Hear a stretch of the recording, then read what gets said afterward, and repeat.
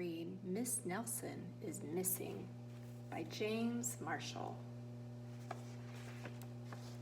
The kids in room 207 were misbehaving again. Spitballs stuck to the ceiling. Paper planes whizzed through the air. They were the worst behaved class in the whole school. Yikes. Now settle down, said Miss Nelson in a sweet voice, but the class would not settle down. They whispered, they giggled, they squirmed and made faces. They were even rude during story time. And they always refused to do their lessons. Something will have to be done, said Miss Nelson. The next morning, Miss Nelson did not come to school. Wow, yelled the kids, now we can really act up. They began to make more spitballs and paper airplanes.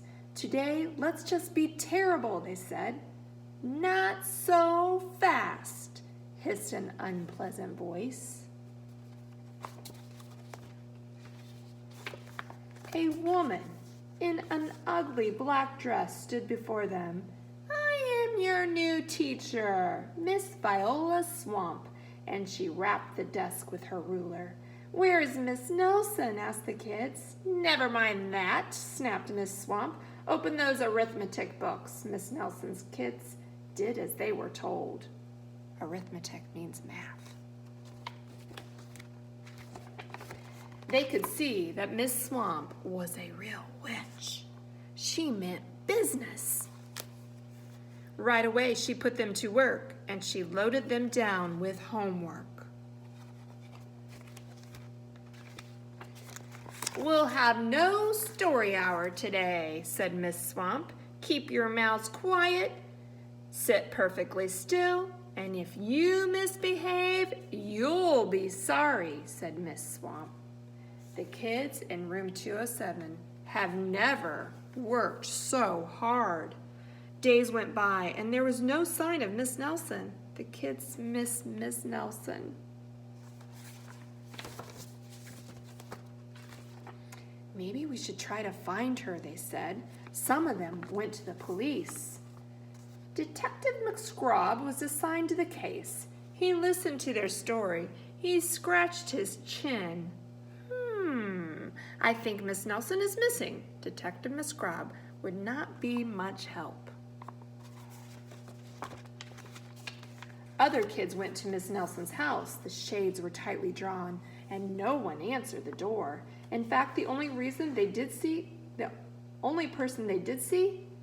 was the wicked Miss Viola Swamp coming up the street. If she sees us, she'll give us more homework. They got away just in time. Maybe something terrible happened to Miss Nelson. Maybe she was gobbled up by a shark, said one of the kids.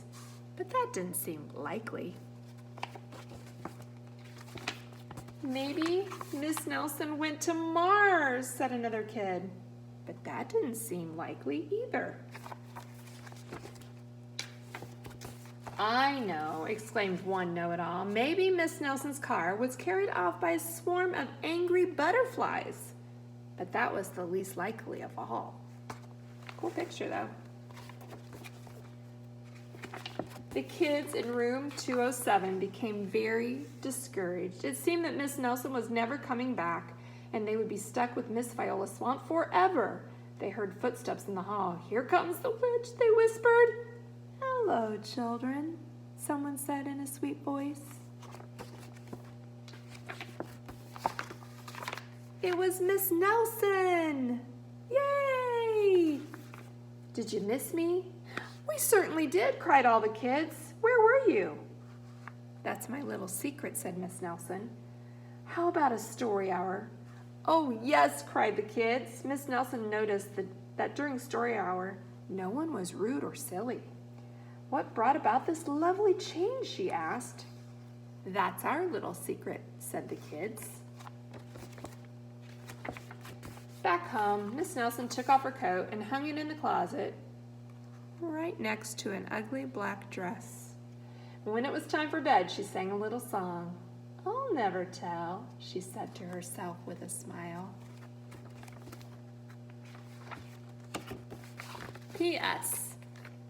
Detective Musgrave is still working on a new case.